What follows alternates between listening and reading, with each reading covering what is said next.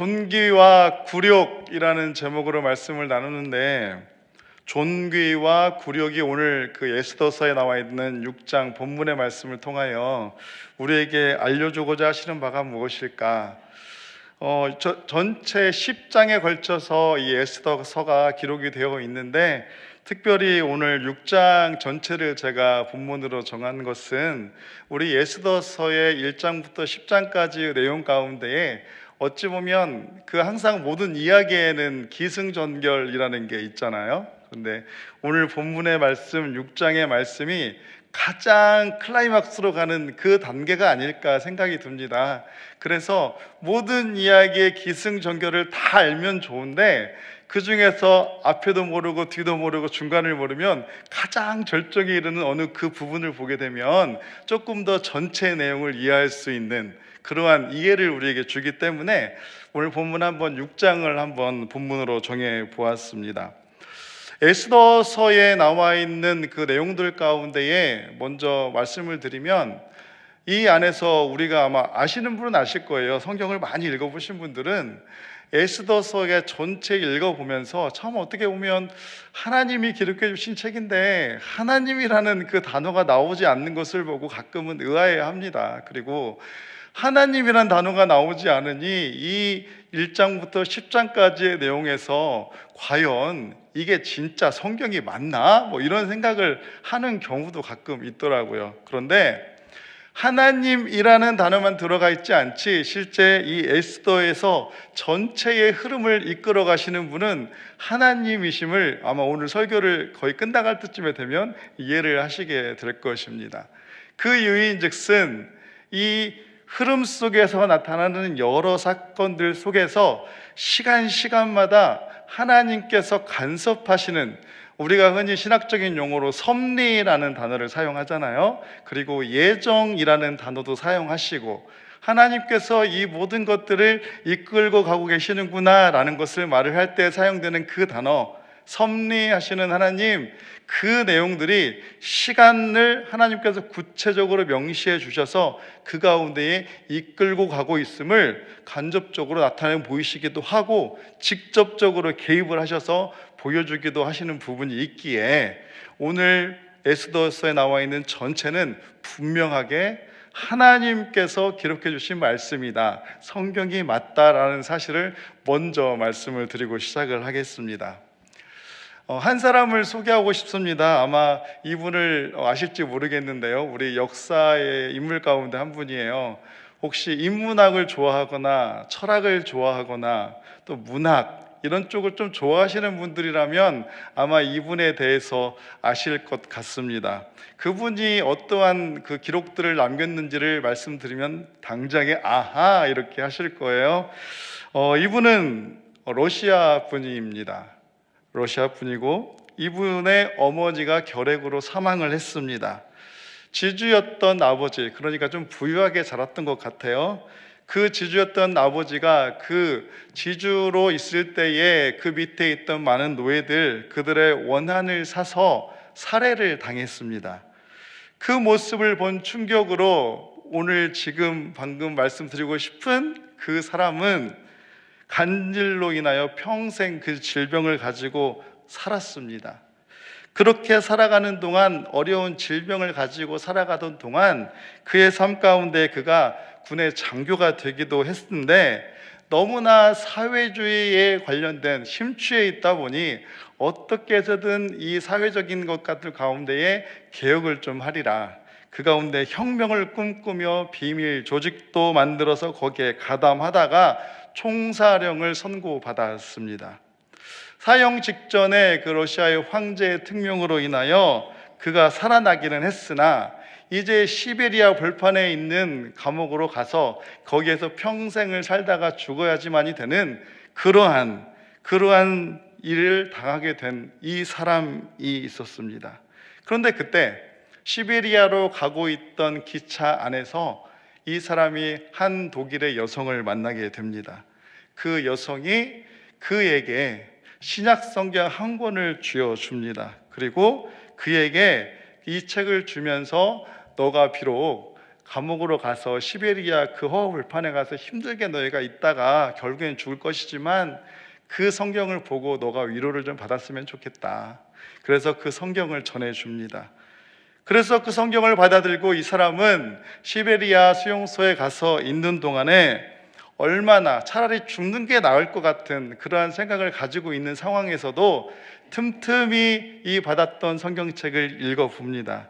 읽으면서 결국 그는 예수 그리스도를 만나게 됩니다. 그렇게 예수 그리스도를 만나게 되어서 수용소 생활을 잘 죽지 않고 잘 끝까지 마치게 되었어요.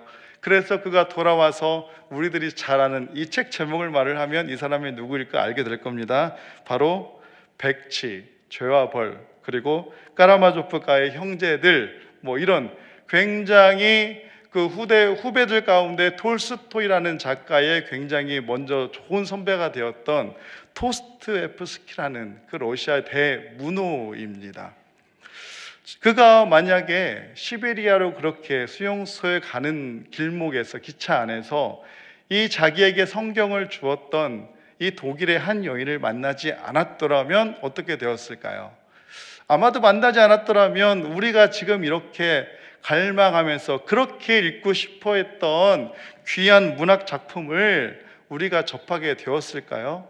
그가 기록하였던 그 작품들의 대부분이 예수 그리스도를 만난 뒤에 기독교적인 관점을 활용해서 어떻게 하면 더 글로 표현할 수 있을 것인가, 그래서 기록해 놓은 책들이 너무나 많이 있거든요. 이러한 모습들을 보면 그에게는 그저 우연이었을지 모르겠지만, 그리고 그 여인에게도 이 도스토옙스키를 만나는 것이 우연이었을지 모르겠지만, 인간의 시간 속에서 그 벌어지는 모든 역사 가운데에 되어지는 사건 하나하나들이, 내 개인의 사건 하나하나들이 이게 우연이라고 세상의 사람들은 말은 하지만, 그 우연이라고 말하는 뒤에는 분명하게 우리 그리스도인들은 말을 할 수가 있죠. 바로 섭리가 있었다라는 사실을요. 하나님은 섭리가 있었기 때문에 그러한 모든 역사 가운데 역사를 주관하는 분이시다라는 사실을 우리가 자랑스럽게 말을 하고 있지 않습니까?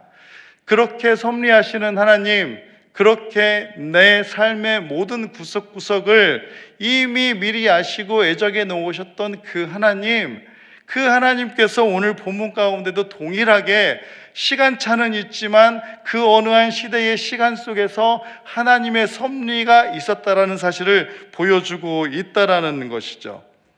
인간의 역사, 그 시간 분명히 하나님이 이끌어가고 계시기에 이 시간과 오늘 본문에 제가 제목으로 삼은 존귀와 그리고 굴욕이 어떠한 관계가 있는 것일까 한번 살펴보기를 원합니다. 먼저 본문을 읽기 전에 우리 전체적인 내용의 흐름을 보기 위해서 에스더서 4장 14절 말씀을 한번 읽어보겠습니다.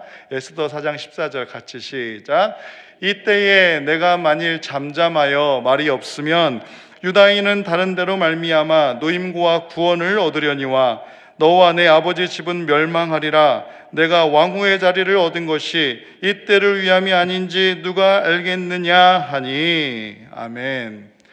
에스더서 1장부터 10장까지의 내용 가운데 많은 학자들이 제일 중요한 구절로 뽑는 이 성경 구절이 바로 이 4장 14절의 말씀입니다.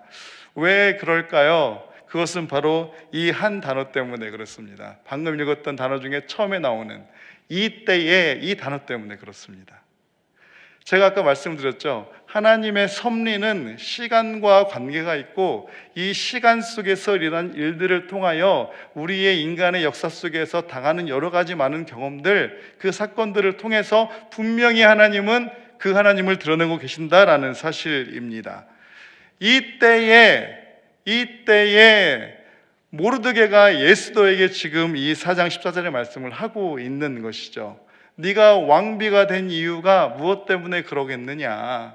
네가 분명히 이렇게 왕비가 된 이유는 우리가 멸망하기 전에 하나님께서 네가 이 왕후 자리를 얻게 한 그 분명한 이유가 있을 것인데 그때가 바로 이때를 위함이 아니냐라는 말씀이에요. 하나님께서 이 때를 위하여 모르드게도 몰랐지만, 에스더도 몰랐지만, 우리들도 몰랐지만 하나님은 이 때를 사용하셨다라는 것이죠. 이 때를 위해서 1장부터 계속 하나님은 에스더의 삶을 통하여 하나님께서 이루어가는 일을 보여주고 계신다라는 사실입니다. 이렇게 하나님께서 이 때를 말하시기 전에 어떠한 갈등이 있죠. 하만과 모르드게의 갈등이 있죠. 점점 고조되는 갈등이 있습니다. 에스더 3장 1절부터 2절의 말씀을 한번 같이 읽어볼까요? 자, 시작. 그 후에 아하수에로 왕이 아각 사람 함므다다의 아들 하만의 지위를 높이 올려 함께 있는 모든 대신 위에 두니 대궐문에 있는 왕의 모든 신하들이 다 왕의 명령대로 하만에게 꿇어 절하되 모르드게는 꿇지도 아니하고 절하지도 아니하니. 아멘.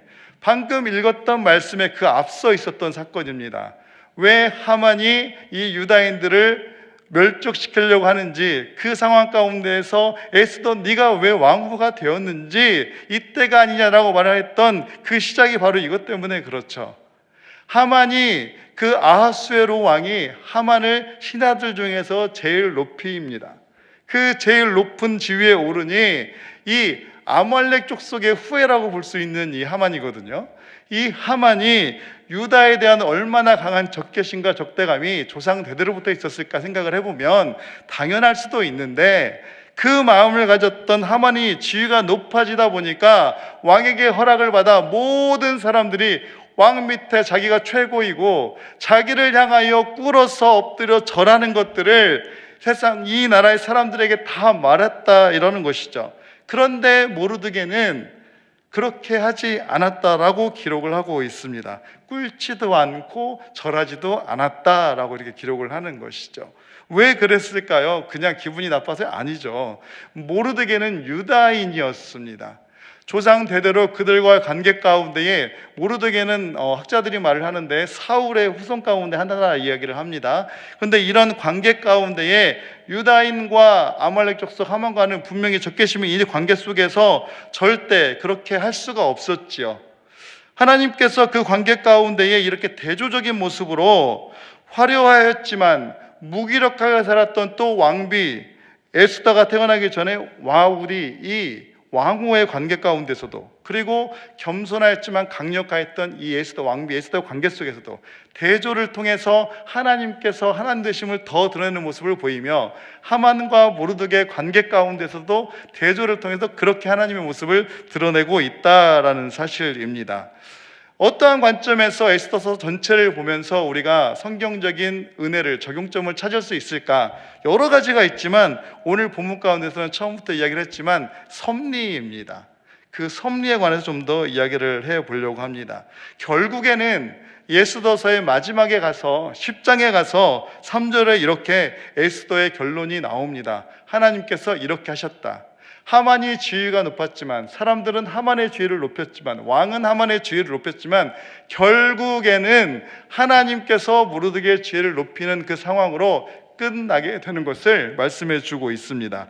10장 3절 말씀을 한번 같이 읽어보겠습니다. 시작. 유다인 모르드게가 아하수에로 왕의 다음이 되고 유다인 중에 크게 존경받고 그의 허다한 형제에게 사랑을 받고 그의 백성의 이익을 도모하며 그의 모든 종족을 안위하였더라. 아멘. 그렇습니다. 하나님께서 보이지는 않지만 그 배후에서 하나님께서 계획해 놓으셨던 대로 역사 가운데 하나님이 드러내셔서 하나님이 사랑하는 백성을 높이셨다라는 사실이지요.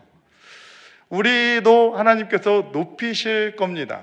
그런데 높이시는 과정 가운데 너무나 많은 다양한 경험들을 우리가 하게 되지요.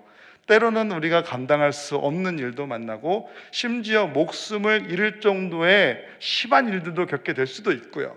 그러함에도 불구하고 그런 상황 가운데에서 하나님이 분명히 나를 사용하시고 나를 높이실 거니까, 내가 예수 그리스도를 믿는 사람이니까 그 믿음을 가지고 계속 잘 그 가운데에서 버티고 있다 보면 분명히 에스더서 10장 3절과 같이 하나님께서 모르드게를 높이셨던 것처럼 그렇게 높이셔서 역사 가운데에 지금 우리가 살아가는 지금 이 역사 가운데서도 하나님은 우리를 통하여 하나님의 모습을 드러내실 거다라는 사실입니다. 그런 하나님의 섭리, 오늘 본문 속에 들어가서 더 좀 찾아보기를 원합니다. 먼저 1절, 2절 한번 또 읽어보겠습니다. 시작. 그날 밤에 왕이 잠이 오지 아니하므로 명령하여 역대일기를 가져다가 자기 앞에서 읽히더니 그 속에 기록하기를 문을 지키던 왕의 두 넷이 빅드나와 데레스가 아하수에로 왕을 암살하려는 음모를 모르드게가 고발하였다 하였는지라. 아멘. 6장 1절 2절의 말씀입니다. 이 절정에 이르는 상황 가운데서 또 시간이 나옵니다. 그날 밤에 이러한 일이 벌어졌습니다. 우연이라고 할 수 있습니다. 아하수에로 왕은 자신의 일 중에서 일상 가운데서 그냥 흔하디 흔한 그날 밤일 수가 있습니다. 그런데 하나님은 그날 밤이라고 콕 집어서 다시 말씀하신 이유는 그 시간 속에서 분명히 하나님이 하실 것들을 계획해 놓으셨기 때문에 그 다음 구절에 왕이 잠이 오지 아니하므로 라는 표현을 사용하셔서 왜 그날 밤에 이 아하수에로 왕이 잠이 오지 않았는지, 그래서 그 아하수에로 왕이 명령해서 신하를 통하여 역대 왕들의 그러한 사적을 기록했던 그 기록문을 가지고 와서 읽게 하였는지, 그 기록 속에서 또 발견하게 된 문을 지키던 두 왕 넷이 빅다나와 데레스가 아하수 왕을 암살하려 했다는 그 음모를 기록하였던 그것들을 모르드게가 알려주었다라는 기록들에 관해서 읽게 하였는지, 이러한 사실들이 왜 이렇게 그날 밤에 일어났는지, 그 모든 것들 속에서는 분명히 하나님의 섭리가 있었다라는 것이죠. 한글 성경 안에서는 그 속에 기록하기를 이렇게 표현이 되어 있는데요, 이게 원어 보고 또 이 원어를 영어로 번역해 놓은 걸 보면 이 기록하기를 표현이 기록되어졌다라고 이렇게 표현을 합니다. 그러니까 it was found written 이렇게 표현을 해요. 그러면 이것은 무언가에 의해서 기록이 된 거예요. 누군가에 의해서, 어떤 사건에 의해서 이것들이 기록이 된 거예요. 그러니까 그 일들을 하셨던 주체가 있다라는 말이에요. 그 하셨던 주체가 있는데, 그래서 이것들을 통해서 우리가 알아야 할 건 분명히 이 그날 밤에 이루어졌던 것들이 우연이 아니라 누군가가 이 일들을 행하고 있었다라는 사실을 우리가 알아야 한다라는 것이죠. 모르드게가 그렇게 아하수에로의 왕이 암살당할 뻔한 것들에 대해서 알려주었을 때에 그 모르드게에게 분명히 상이 주어졌어야 할 터인데, 이 글을 읽음으로 해서 아하, 그때 상이 주어지지가 않았었구나라는 걸 알게 된 것 또한 하나님의 섭리였었다라는 말이지요. 그렇게 읽고 알게 된 뒤에 아하수에로 왕은 그 모르드게를 향하여 또한 그에게 어떠한 상을 주었는지에 대해서 신하에게 물어보죠. 3절 말씀을 한번 같이 읽어보겠습니다. 시작. 왕이 이르되 이 일에 대하여 무슨 존귀와 관작을 모르드게에게 베풀었느냐 하니 측근 신하들이 대답하되 아무것도 베풀지 아니하였나이다 하니라. 아멘. 이런 우연이 있을까요? 아무것도 베풀지 않았어요. 이게 왜 우연이 아니냐면, 당시 아하수에로 왕이 자기 백성들로 인하여 존귀를 받고 자기 백성들로 인하여 칭송을 받고 자기의 권위가 세워지려면 그 어떠한 일들을 해서 자기에게 좋은 일을 하면 그것에 대해서 당연히 통치의 수단으로 좋은 상들을 베풀어주고 그를 통하여 많은 자들에게 알렸어야 되는데, 죽을 뻔한 상황 가운데에서 살림을 받았는데도 불구하고 모르드게에게 상을 베풀지 않았다라는 것, 그걸 뒤늦게 알았다라는 것, 이것 자체가 우연이 아니라는 사실입니다. 그것을 이끌어가고 있었던, 그렇게 인도하셨던 분명한 하나님의 섭리가 있었음을 우리가 알 수 있었다라는 것이죠. 이렇게 직접적으로 하나님은 개입을 하셔서 이 아하수에로 왕을 통하여 하나님께서 일을 하고 있음을 알기를 원하셨습니다. 이 일들을 통해서 바라본다면 사람은 이렇게 꼼꼼하게 자세하게 너무나 처음부터 끝까지 실력 딱 꿰맬 수 있도록 이렇게 계획을 세울 수는 없잖아요. 분명히 누군가가 그렇게 하셨다라는 사실을 바라보기를 원하는데, 우리는 알죠. 모든 일을 주관하시는 분은 하나님이셨다라는 사실을요. 그런데 교회 밖에 나가면 그걸 인정하는 사람들은 많지 않습니다. 그저 내가 잘했기에, 그저 내가 공부했으니까, 내가 가지고 있으니까, 내가 이 모든 것들을 이루어 왔으니까, 이것들이 내가 했으니까 당연히 이런 결과가 일어났다라고 생각을 하지만, 우리 그리스도인들은 세상 앞에 그러한 자들에게 당당히 말을 해야 합니다. 아니다, 이거는 모든 일을 주관하신 하나님이 하신 거다라는 사실을 당당하게 말을 해야 한다라는 사실입니다. 하나님의 이러한 섭리를 믿는 우리 그리스도인들, 우리 성도들은 혹여나 가끔 어려워할 때가 무엇이냐면, 이렇게 내 입술로 하나님께서 이 모든 것들을 이끄셨다라고, 이 하나님의 섭리를 내 삶 가운데 분명히 드러내셨다, 나는 겪어봤다, 그네가 너무 좋았다라고 말은 하지만 내가 기대했던 대로 그 결과가 나와야 되는데, 그렇게 결과가 안 나오면 우리는 실망하지요. 그래서 내가 원하는 시간대에 또 그러한 결과가 나오지 않는다고 해서, 그 바라던 시간에 일어나지 않는다고 해서 낙심하고, 하나님 왜 그러시냐고 불평하고 불만 갖는 때가 너무나 많이 있음을 바라보게 됩니다. 그러나 그러할 때마다 우리가 무엇을 해야 될까요? 조금 뒤에 또 말을 하겠지만 회개를 해야 합니다. 하나님, 내가 불평하였던 것, 내가 아버지 앞에서 하나님의 섭리를 인정하지 못했던, 내 마음속 깊숙이 그러한 것들을 인정하지 못했던 그러한 제 모습을 아버지 하나님 회개합니다, 용서해 주십시오 라고 먼저 나갈 때에, 하나님께서 그런 우리의 모습을 통하여 우리가 하는 모든 생각과 삶 가운데에 합력하여 선을 이루신다고 분명하게 로마서에도 말씀을 하셨지요. 이 사실을 기억하는 우리가 되었으면 좋겠습니다. 그러한 상황 가운데에 다시 본문으로 들어와서 보면, 이 스스로 존귀해지려고 이미 아하수에로 왕이 자신을 너무나 왕 밑에 다음으로 세워놓았던 내 모습, 이러한 존귀를 내가 많은 백성들로부터 받기 위하였던 그 하만이 적개심이 있었던 이 모르드게를 어떻게 해서든지 나무에 매달아 죽으려고 24m나 되는 장대를 만들죠. 당시에 이 사형 제도 가운데 하나였던 24m에 되는 높이에 사람을 거기서 이렇게 꿰어서 죽이는 게 있었대요. 그래서 그 모습으로 죽이려고 하는 그런 마음을 가지고 있었던 하만의 모습 가운데에, 왕이 자기를 통하여 자기를 존귀히 여길 것이라고 착각을 하고 왕에게 나아가서 말을 합니다. 왕의 신하 중에 가장 존귀한 자가 자기일 거라고 착각을 하는 거죠.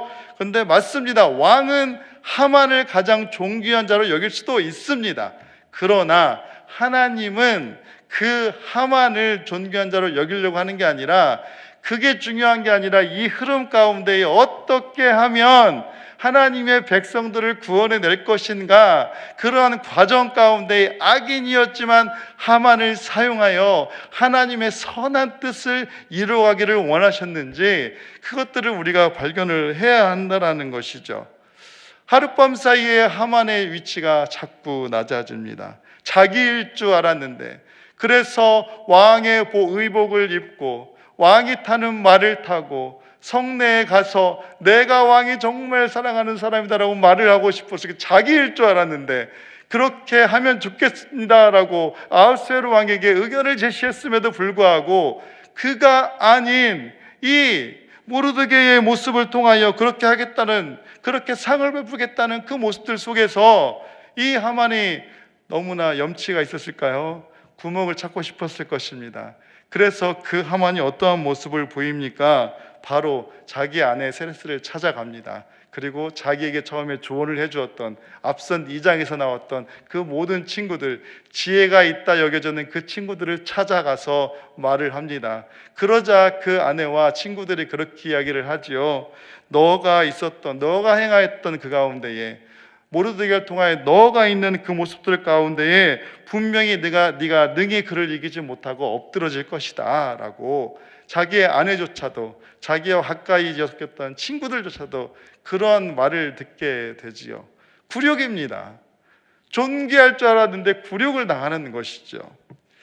우리의 삶 가운데에도 이렇게 혹시나 내가 높아지는 것이 내가 한 모든 것인 양 착각하지 않는 삶이 되어지기를 원합니다. 하나님께서 높이셨을 때 높임을 받고 존귀를 받는 것이죠. 사람이 아무리 존귀를 한다고, 사람이 아무리 높인다고 할지라도 하나님은 그 뒤에 어떠한 일을 계획해 놓으신지 우리가 모릅니다. 그러하기에 우리 사람들 살아가는 이 시간 속에서 사람들이 나를 아무리 높인다고 해 내가 뽐내고 자랑할 것도 아니고요, 착각 속에 살 것도 아니고요, 하나님이 정말 나를 얼마나 지금 이 상황 가운데 이 시간 속에서 나를 높이시는지 그것을 분별할 수 있는 지혜가 있기를 소망합니다. 고린도전서 10장 12절에 이러한 말씀을 합니다. 함께 읽어보겠습니다. 그런즉 선줄로 생각하는 자는 넘어질까 조심하라. 아멘. 넘어질까 조심하랍니다. 내가 이 정도 되었으니 나 너무 기분이 좋은데, 그럴 때 넘어질 수 있습니다. 하나님께서는 항상 그러하기에 넘어질까 조심하라고 말씀을 하시면서 우리에게 한 가지 요구하시는 게 뭐냐면 겸손입니다.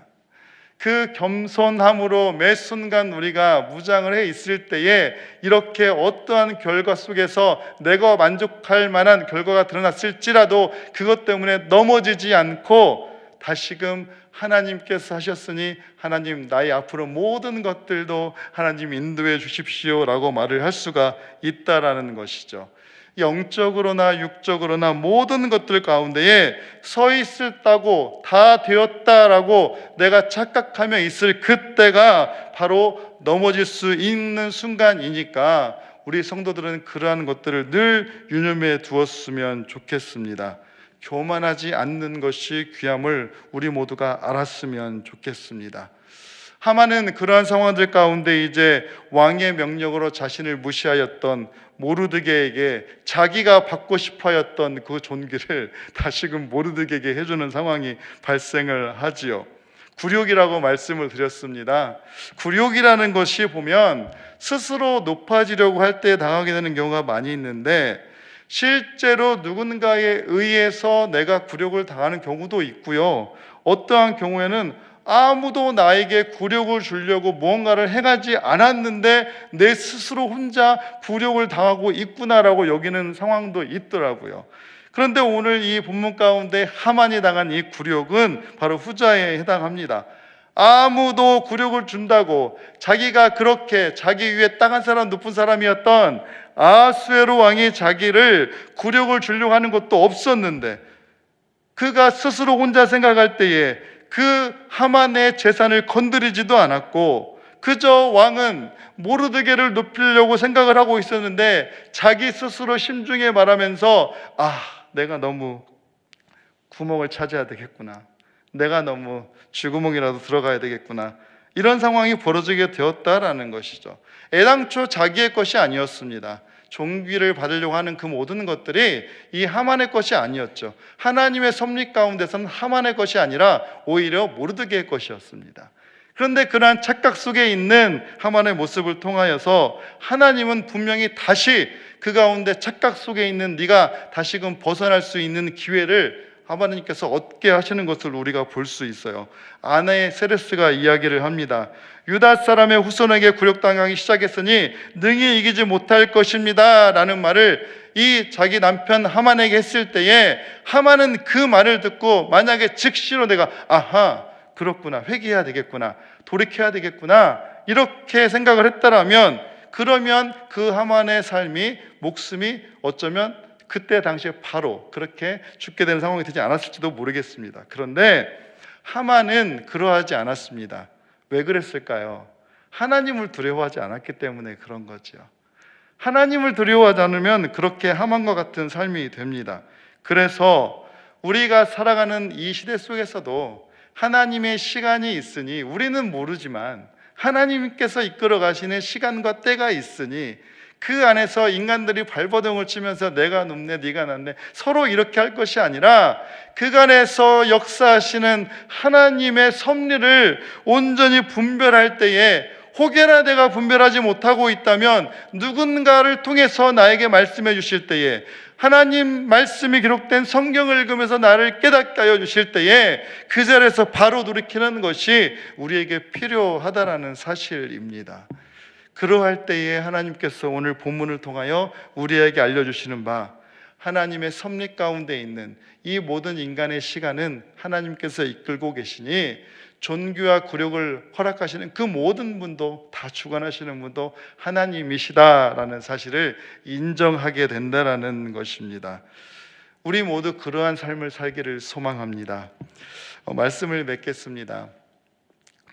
만일 누군가 내 앞에서 그리스도가 진리가 아니라는 것을 증명한다면 나는 진리를 버리고 그리스도의 편에 서겠다라고 말한 유명한 말을 남겼습니다. 이 말을 남긴 사람은 서두에 말씀드렸던 도스토옙스키입니다. 예수 그리스도를 내 안에 주로 믿기로 작정하고 그가 기록한 그 모든 글들을 통해서 예수님이 말씀하시는 바를 표현해 보고자 했던 그가 그리스도가 분명히 진리이다라는 사실을 인정하고 있었기에 그 어떠한 것도 세상의 학문과 세상의 철학과 그 어떠한 것도 진리가 아니기에 혹여나 예수 그리스도가 진리가 아니라는 것을 증명한다는 것 자체가 말도 안 되는 것이기 때문에 혹여나 그러한 말들이 나오면 나는 그 진리라고 증명하는 그 사람들 편에 서는 게 아니라 나는 내가 믿는 예수 그리스도가 진리임을 믿으니 예수 그리스도 편에 서겠다라는 의미를 두고 이렇게 남긴 말입니다. 우리의 삶이 하나님께서 위로하시고 개입이 필요할 때에 분명히 일을 하시는데 때로는 침묵하시기도 합니다. 우리가 역사 가운데 알고 있듯이 구약과 신약의 이 중간에 400년의 시간 동안 하나님은 도대체 뭘 하고 계시나 라고 많은 사람들이 부르셨던 그때에도 하나님은 인간의 역사 가운데 개입하셔서 많은 일들, 예수 그리스도께서 오실 그 환경을 예비해 놓으셨잖아요. 그렇게 하나님은 침묵하시는 것이 아니라 분명히 우리가 알지 못하지만 하나님은 그 하나님의 시간에 분명하게 계속 일하고 있다라는 사실을 기억했으면 좋겠습니다. 그래서 우리에게 하나님은 요구하십니다. 흔들리지 말아라.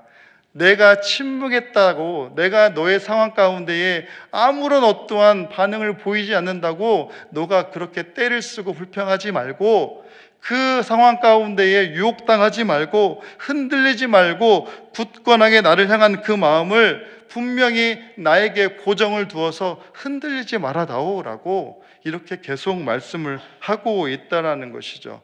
세상 사람들은 그것을 우연이라고 말하는 어떠한 일일지라도 분명히 우리 그리스도인들에게는 우연이라는 것은 없고 하나님께서 은혜를 주시고 하나님께서 간섭하셨다라고 고백해야 한다는 사실을 믿으시기 바랍니다.